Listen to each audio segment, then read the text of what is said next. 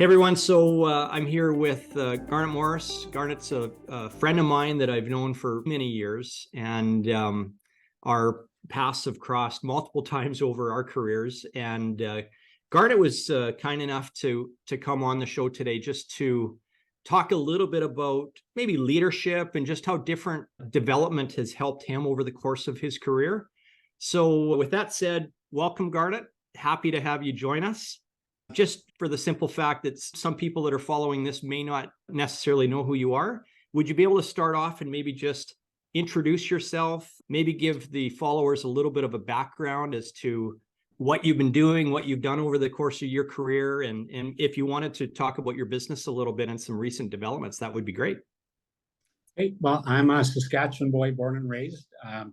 And right now, I spend my time split between Saskatchewan, Vancouver, and Blaine, Washington, because we're building a U.S. division to our company.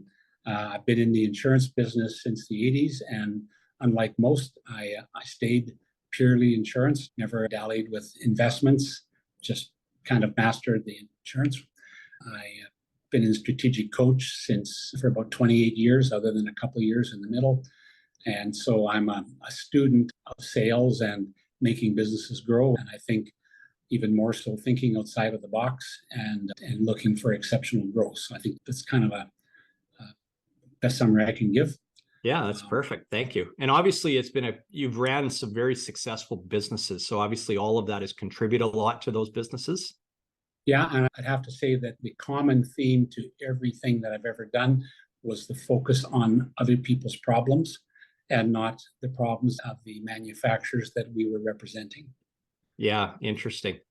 So maybe I'll start off with a question, if you don't mind. Obviously, you talked about strategic coach and you've talked about different professional development that you've gone through over the course of your career. Can you maybe expand a little bit more as to how it's maybe shaped your career? And like I said, you've ran some very successful businesses, like how it's maybe helped you be successful?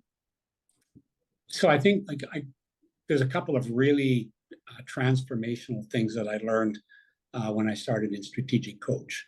And the two main ones were, one, you've got to be coachable to advance. Too many people just read their own literature and never look outside to see, who might teach them something. Mm-hmm. And secondly, one of the things that you do when you start strategic coach is you make a list of all the stuff that's a mess in your life, and then you make an action plan to clean up the messes, and on the proviso that you don't make any new ones. So then you can stay highly focused because you get nothing pulling you back. Yeah, it's interesting. So, it's a super competitive business landscape, right? Like you've been in competitive businesses your whole career, and obviously the insurance industry is a competitive business. How do you think professional development has maybe contributed to just staying ahead? Like you kind of talked about that already, but would you be able to expand on that a little bit more? Like how has it helped you just kind of stay ahead of the pack? And then maybe just talk about the importance of consistency with that. Yeah, so I think that the best way to help people understand, so when I started strategic coach, my income was about $70,000 a year. When I sold my last insurance agency a couple of years back, I think that we had done with one agent about $130 million in commission revenue. Wow. So that's a big number. And the things that I did, I just kept employing the same tools that I learned in strategic coach. One, always looking for more coaches. So whether it was, a tax lawyer that would take an interest in you and help bring up your game, whether it's a consultant. We had one person come in and just work on corporate values. And so I had a succession of people that were helping, and we built great teams. So I never looked at the people in our organization as overhead. I looked at as opportunities, because right. Everybody we hired would contribute more to the organization. So I think that, and then we really focused on what the problems were that our clients were facing in the markets we wanted to be in. So then when you do that, you don't have competition anymore. There's nobody out there that can compete. Yeah, exactly. So, you've just separated yourself, hey? Yeah. And it's, and then in the US, we're doing exactly the same thing all over again. We figured out what problems people were having. There are different problems than people in Canada. And we started working down that path and building collaborations. And, I think in our first full year in the US, we'll probably generate 75, 80 million in revenue. And that's without a big sales force. That's a, kind of a small little group and, working in joint ventures and coming up with things that solve problems for people.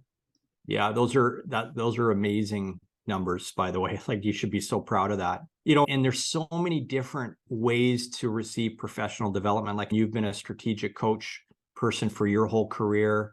Myself, I'm part of Sandler, and I've been a Sandler person for the last 25 years, basically. There's so many different avenues to receive help. And there's so many great options out there for people. But it's interesting that people hesitate, right? People hesitate to reach out for the help.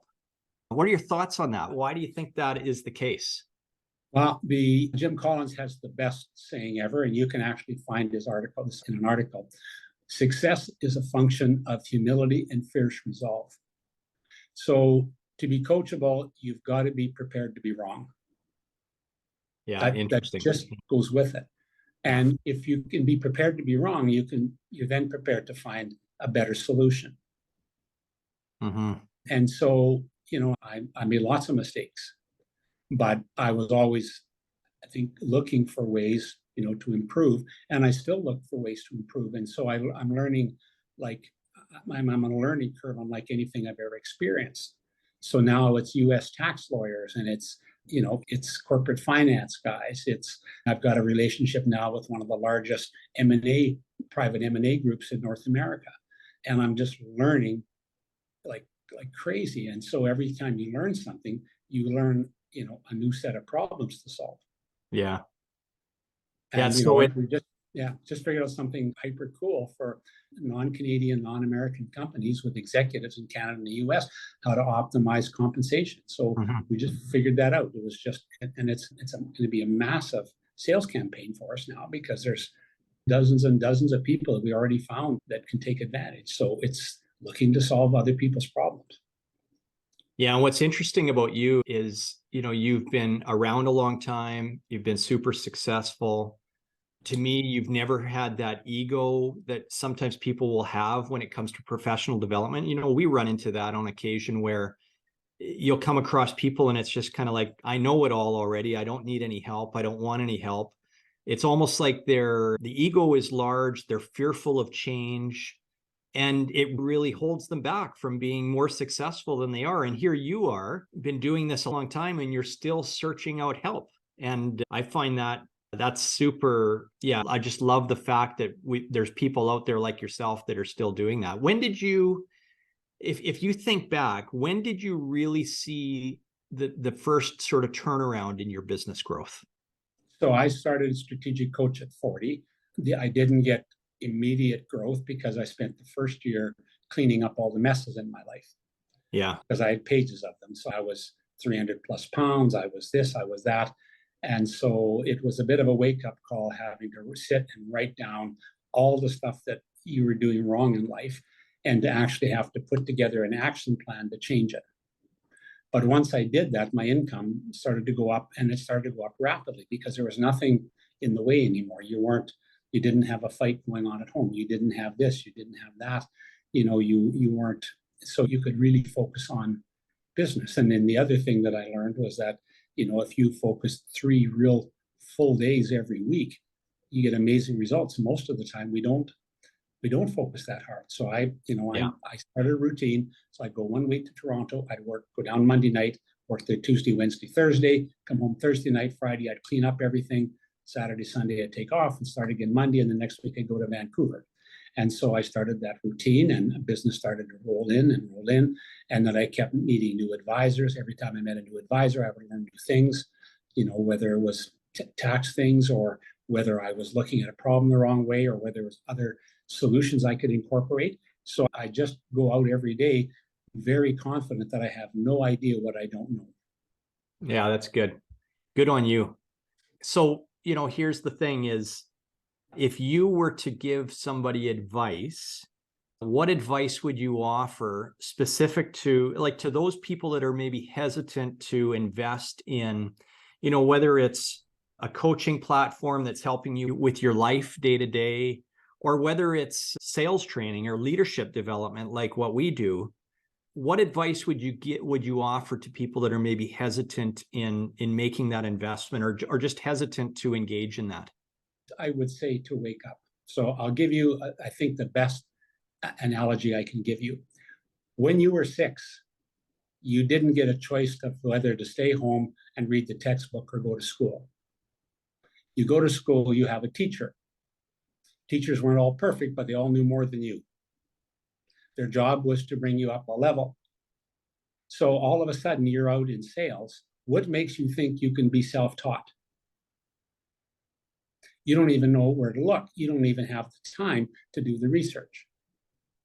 So why wouldn't you just go out and find a sales professional to work on your sales skills, and in a marketing person to work on marketing? And so, you start to say, holy smokes, there's just so much I have to learn. And just throw yourself at it. Because if you don't, you'll never progress. You just can't. You wouldn't have got out of grade 1 without a grade 1 teacher. You don't go to university and they tell you, be your own professor. Right. If you're playing football, they have a coach. So it applies in business even more. Yeah, it's a great analogy. And obviously you're a testament to somebody who has done that, who's made the investment. It's not just a money investment, it's a time investment, but you've made the investment into yourself. And here you are, super successful over a long career, and continue to go out there and reach new levels. It's super encouraging to see that. Well, I encourage anybody, there's never a point in time where it's too late. And I just think that once you start down the road of being coachable and getting coaches, it doesn't matter whether it's a psychologist working on a fear of success, whether it's sales training, whether it's management training, whatever it is that you're taking, you're going to come out better for it, and you're going to have a better skill set the next time you're meeting a client or a prospect. Yeah, it's great. I think it applies to so many different professions. Like, we're talking about salespeople and obviously financial advisors, but accountants, lawyers, engineers, it applies to everybody. If they really want to elevate to that next level, sometimes you got to reach out and get some help. Yeah. Drucker said the key to every business is getting and keeping customers. That's it. That's all a business is for. Yeah. And so it doesn't matter what business you're in, that needs to be a core focus. Yeah. Well, Garnet, this has been great. I really appreciate you taking the time out to have a conversation with us. Look forward to staying in contact with you. Look forward to following all of your successes, and just really appreciate you taking the time out. Well, it's always good to try to help out our fellow marketing and salespeople any way that we can. It's a tough profession, but it can be crazy rewarding if you do all the right things. Absolutely. Good stuff. Thanks, Garnet. You take care of yourself. Yeah. Thanks a lot.